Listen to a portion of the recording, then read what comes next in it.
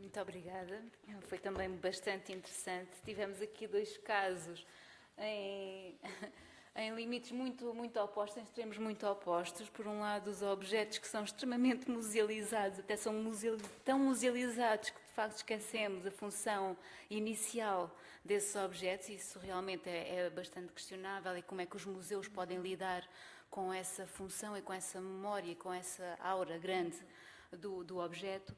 E por outro lado temos o objeto animal que de facto nem sequer há consciência de que está musealizado, apesar de facto, pelos vistos, haver uma série de preceitos que já vêm do século XIX, pelo menos, aliás, com antecedentes, dessa musealização. E de facto não há essa consciência dentro da comunidade museológica, ou seja, de quem pensa aos museus, sendo que o ICOM prevê na sua definição a colocação de animais vivos e de espécimes vivos, não só animais, mas também plantas, por exemplo.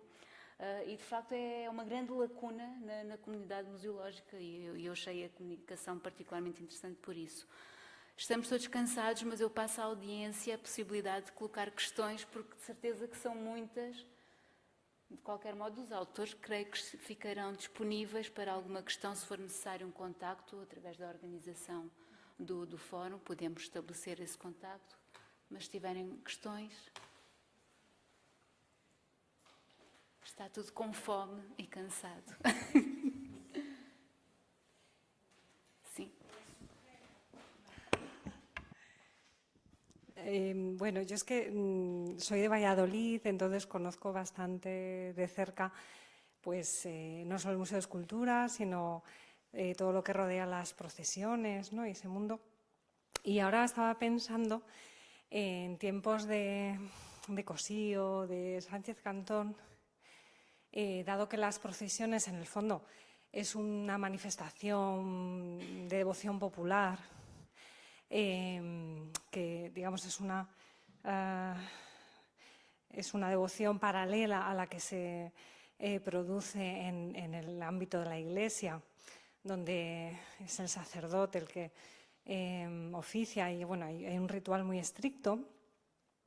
Pues me parecía muy interesante esa reflexión de Cossío, de Sánchez Cantón, de los museólogos de la época, de ver en las procesiones, en esa devoción popular, una manifestación, ¿no? de lo que es la devoción del pueblo, eso, que es un hecho social, ¿no?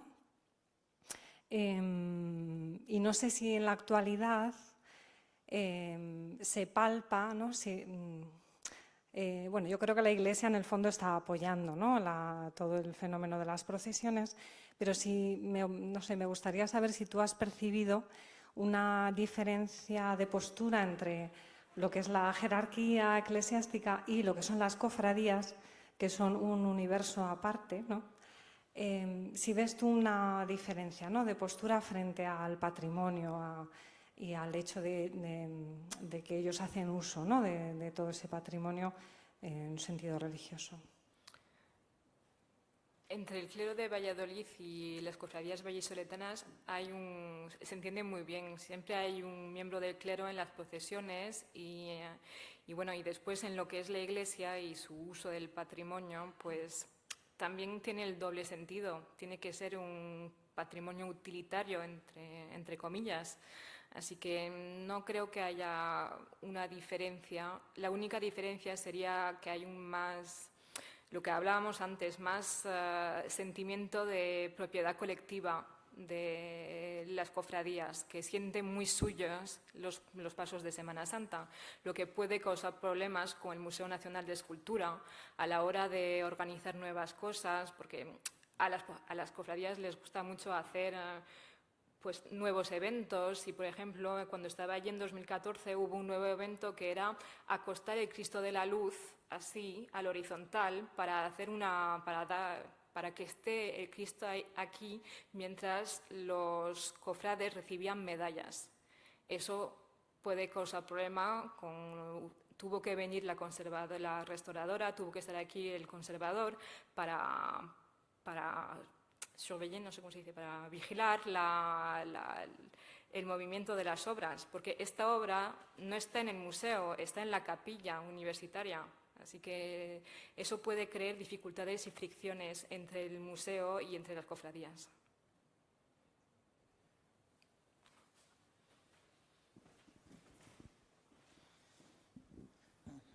Obrigado, Zé Alberto, por falar um pouco de museus de animais, que é um tema que nós temos aí em comum.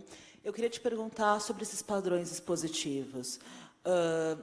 Esses padrões, foi você que foi identificando na literatura, eles já são discutidos porque eles cruzam muito com a história dos museus de história natural. A gente tem padrões baseados em taxonômicos, depois a gente tem os dioramas, que são claramente padrões biogeográficos, você tem os padrões de comportamento. Então, essa história é também, embora a gente saiba que não são as mesmas pessoas que estão nos lugares, esses padrões se repetem. Sim, essa classificação, basicamente, para o Jardim Zoológico, foi feita por David Hambeck. Tá? E ele estabelece... Existe um paralelo entre o Museu de Coisas Vivas e os gabinetes de curiosidade ou os museus de história natural. Tá? Mas existe uma graduação evolutiva disso. Né? O padrão sistemático foi estabelecido pelo Zoológico de Londres, em 1826, justamente dentro do padrão estabelecido pela classificação de Linneu. Então, os animais são colocados semelhantes, lado a lado, para fazer um estudo comparativo anatômico. Então, isso, no zoológico, é bom para a equipe do zoológico para manter aqueles animais, porque você bota numa sequência vários animais com o mesmo hábito, fácil de se tratar. Mas para o público se torna uma sequência monótona de animais muito parecidos que ele vai passando. O Jardim Zoológico tem muito isso, tem uma sequência de psitacídeos. São quase umas 50 recintos de psitacídeos, todos eles iguais e diferentes, porque são espécies diferentes, mas o visitante vê o primeiro, vê o segundo, é periquito, vai embora, porque se torna uma coisa chata. Mas existe um objetivo para isso, dentro do padrão sistemático estabelecido pelo Zoológico de Londres. Isso foi repetido em todos os zoológicos. Tá? Com o aporte dos animais para a Europa, pelo período colonial, pelas metrópoles, começaram a vir muitos animais. Então, eles reestruturaram para o padrão biogeográfico. Animais de África. Então, é claro que o zoológico teve que reestruturar todo o seu padrão expositivo. Imagino, derrubar recintos, reconstruir recintos, é uma coisa que exige muito dinheiro. Tá? Não é todo zoológico que passou a ser o padrão biogeográfico. Tá? Então, isso estabeleceu-se na passagem de século, mais ou menos. Na década de 60, vem os movimentos ambientalistas, ecologia, habitat. Então, você passa a exibir animais que vivem no mesmo local, savana, normalmente dentro do mesmo recinto. Você tem elefante, girafa, zebra, gazela, tudo no mesmo recinto, simulando a realidade ecológica. Tá? E os outros dois padrões, comportamental e popularidade, já são mais encontrados no Museu de História Natural. Comportamental é você estabelecer uma exibição por comportamento. Por exemplo, as casas noturnas.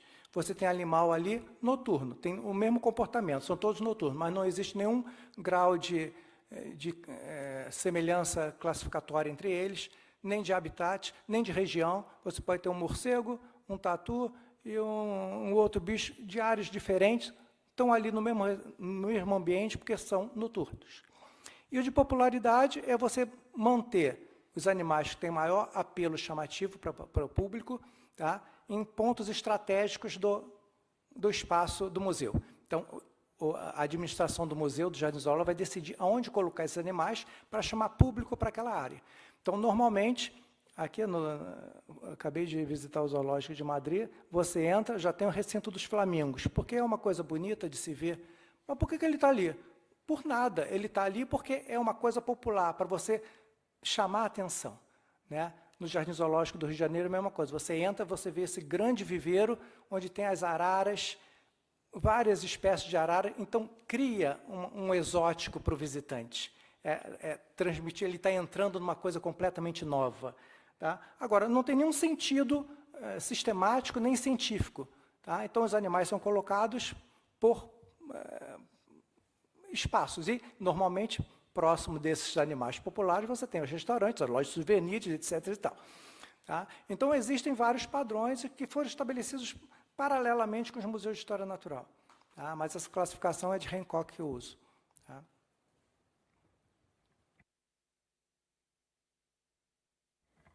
Então, pronto, terminamos esta sessão. Agradeço a todos vocês, a todos os oradores e até amanhã.